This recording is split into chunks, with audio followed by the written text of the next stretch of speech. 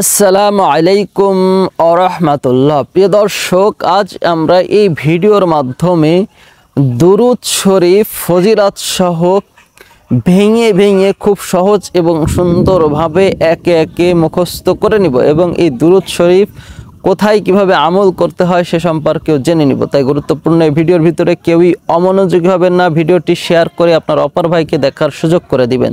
তো চলুন শুরু করা যাক। প্রিয় দর্শক, দুরূদ শরীফ যাদের মুখস্থ রয়েছে এবং যাদের মুখস্থ নেই, উভয় আপনারা এই ভিডিওটি দেখবেন ইনশাআল্লাহ তাআলা। যাদের মুখস্থ রয়েছে তারা সহি শুদ্ধ করে নিতে পারবেন এবং যাদের মুখস্থ নেই তারা মুখস্থ করে নিতে পারবেন। তো চলুন এখন আমরা ভেঙে ভেঙে এই দুরূদ শরীফ পাঠ করে নিই, দুরূদ শরীফ শিখে নিই, তারপর এর ফজিলত এবং কোথায় কিভাবে আমল করতে হয় সে সম্পর্কে বিস্তারিত জেনে নিব। তো সকলে আমার সঙ্গে সঙ্গে পাঠ করবেন এবং মুখস্থ করে নেওয়ার চেষ্টা করবেন। দুরূদ শরীফ। আল্লাহুম্মা সাল্লি আলা মুহাম্মাদিন ওয়া আলা আলি মুহাম্মাদ কামা সাল্লাইতা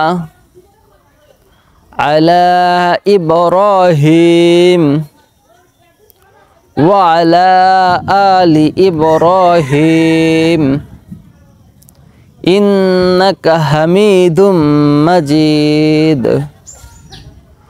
আল্লাহুম্মা বারিক আলা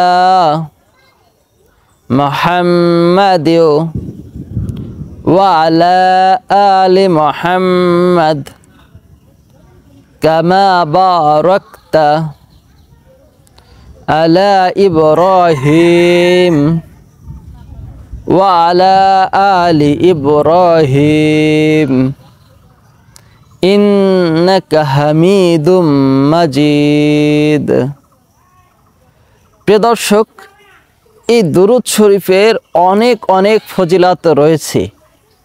এই দুরূদ শরীফের গুরুত্ব এতটাই যে যদি কোনো ব্যক্তি দোয়া করে এবং যদি দুরূদ শরীফ না পাঠ করে তাহলে তার দোয়া যে আসমানের নিচেই বেঁধে যায়, আল্লাহর কাছে পৌঁছায় না।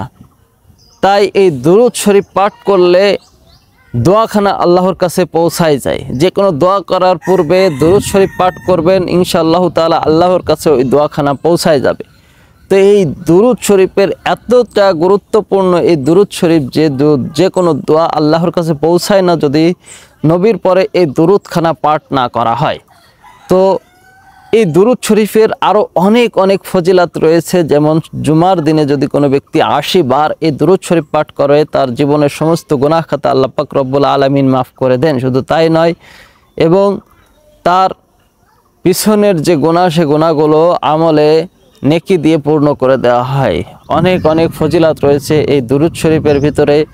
তাই এই দুরূদ শরীফ বেশি বেশি করে পাঠ করবেন এবং এই দুরূদ শরীফ কোথায় কিভাবে আমল করতে হবে। এই দুরূদ শরীফ নামাজের শেষ বৈঠকে আত্তাহিয়াতুর পর এই দুরূদ শরীফ পাঠ করতে হবে। আত্তাহিয়াতুর পর এই নামাজের শেষ বৈঠকে দুরূদ শরীফ পাঠ করতে হবে। এটি হচ্ছে দুরূদ শরীফের আমল।